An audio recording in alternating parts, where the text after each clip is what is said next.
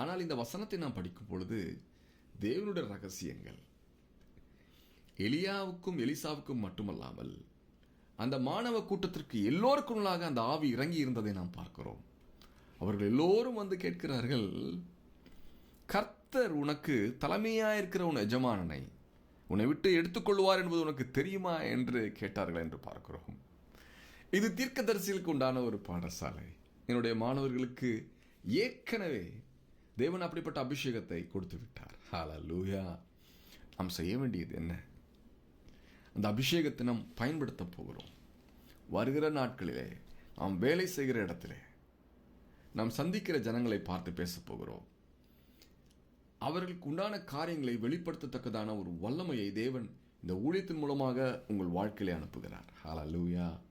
அப்படி நடந்தேறும் பொழுது தேவனுடைய நாமத்தின் மகிமைக்காக நீங்கள் சாட்சிகளை சொல்ல நான் அன்போடு உங்களை உற்சாகப்படுத்துகிறேன். இது தீர்க்கதரிசிகளுக்கு உண்டான ஒரு பாடசாலை. இதுவரைக்கும் என்னுடைய பாடங்களை கேட்டு வந்த ஒவ்வொரு மாணவர்களையும் நான் வாழ்த்தி வரவேற்கிறேன். கர்த்தர் தாமே உங்களை ஆசீர்வதிப்பாராக. புதிய மாணவர்களை அன்போடு அழைக்கிறேன்.